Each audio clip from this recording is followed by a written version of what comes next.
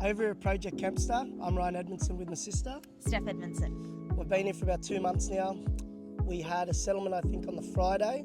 15-tonne excavators come in on the Monday. We had it all out and down in probably about a week.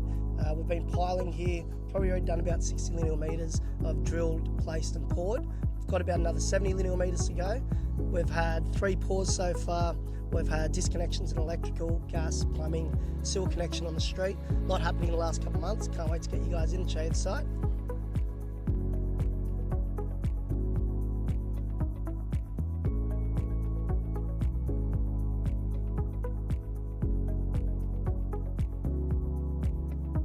As I'll show you down there, it's a pretty complex site, so it has been a bit tricky, but there are some silver linings to it. We do have a nice lunch spot up here. We have our park, where without any site shed at the moment, we've been utilising this for our coffee breaks and our lunches.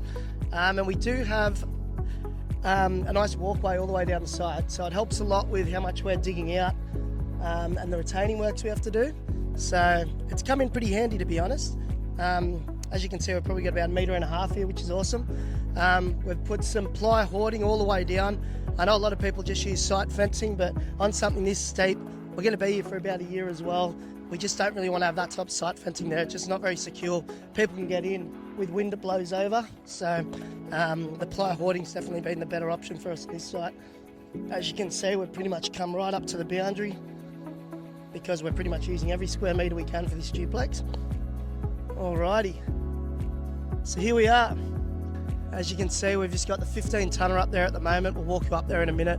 He's just cleaning out some of the bore holes which are going under one of our circle pools. We've basically got 2 circle pools either side at the back there.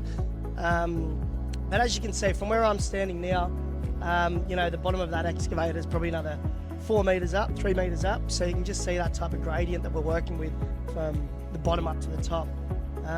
You can see all the footings up the top over there. We've got a lot of soldier piles that are going down a few metres below that, and that's just sort of helping the retaining. The back property right in front of us, they've got a swimming pool almost on the boundary, which has been pretty tricky with our retaining works. That's why I've had to use the soldier piles. We've also got another property over there which is very close to the boundary, and a bit on the right hand side of us as well.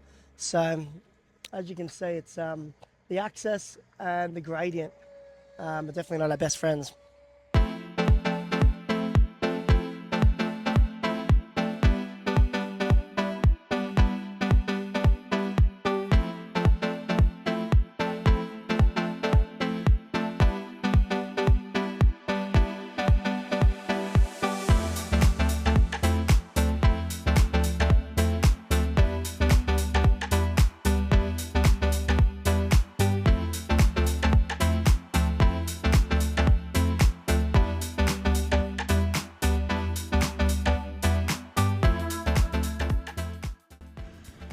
So yeah, just a little bit more on the coal seam. So it is the Victorian coal seam, which runs a fair bit through Newcastle. Generally it's about 90 metres down, so we're pretty lucky to, I guess, have hit it here. You can see it all the way over in the corner over there.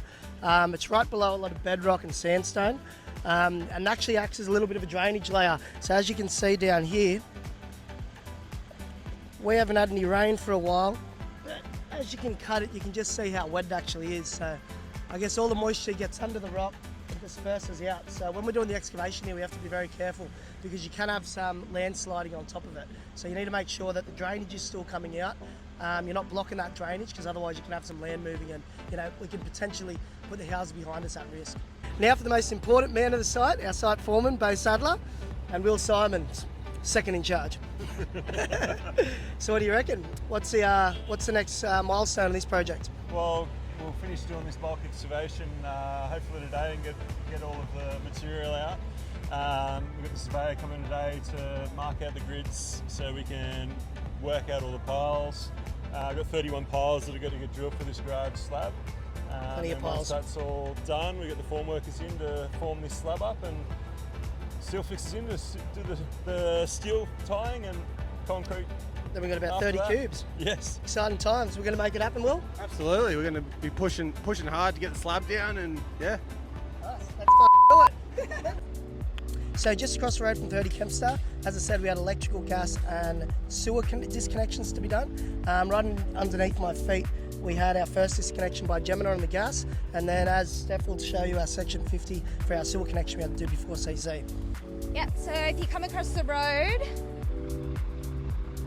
we did our sewer disconnection. So if you come up here, right about where I'm standing here is where the sewer main is. So we had to dig about 1.5 metres deep, then bring the pipe through. So we took up the existing footpath over there where you can see the temp arrangement to connect up to our property. Obviously this is just a temp solution. Eventually we'll have the driveway going into the house.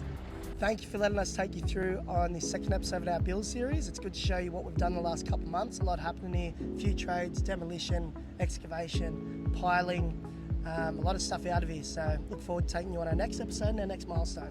Yeah, so a big one coming up. We're pouring the slabs, so we're keen to show you guys that and take you along the whole journey. So if you guys have any questions or want to see anything, drop a comment, subscribe to our channel, and we'll see you next time.